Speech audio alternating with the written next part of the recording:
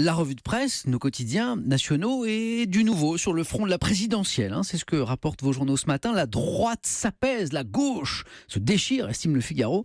Le journal constate que les ténors des Républicains, Nicolas Sarkozy en tête, ont cherché tout ce week-end à calmer le jeu, à calmer les tensions, à éviter les petites phrases assassines, tandis qu'à gauche, le tout sauf Hollande prendrait de l'envergure. Sceptique, le Parisien, à droite pour l'unité, c'est pas gagné. Le même Nicolas Sarkozy, qui prône donc une campagne à droite sans attaque personnelle, n'a pas hésité ce week-end à s'en prendre à ses principaux rivaux, Alain Juppé et François Fillon notamment.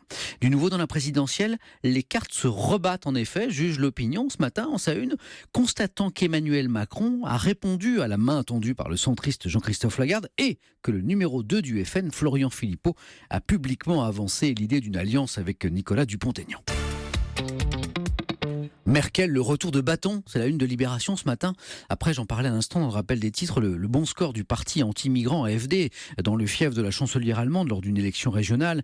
Libération qui regrette que Wir schaffen das, le nous y arriverons de Merkel dans sa volonté d'ouvrir les frontières de son pays aux réfugiés relève de plus en plus d'un mantra, sinon de la méthode Coué. Si Angela Merkel se retrouve fragilisée, on peut regretter que ce soit sur cette question essentielle où elle a affiché une conviction digne de l'idéal européen, un an après la photo choc du petit Aylan retrouvé mort sur une plage turque, écrit encore Libé.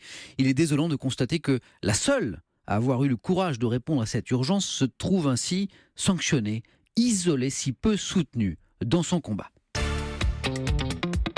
Et puis, quel est le secret de l'île d'Acciaroli ? Acciaroli, c'est un petit village italien au sud de Naples, 700 habitants, mais pas moins de 81 centenaires. Le Parisien aujourd'hui en France rapporte que les équipes de scientifiques américains et italiens ont enquêté durant 6 mois pour percer leur secret. Je ne sais pas si ça vous intéresse, Yves, le secret. Ils doivent manger beaucoup de pâtes, à mon avis, c'est ça, non ? Ah, vous n'êtes pas loin. Eh ben oui.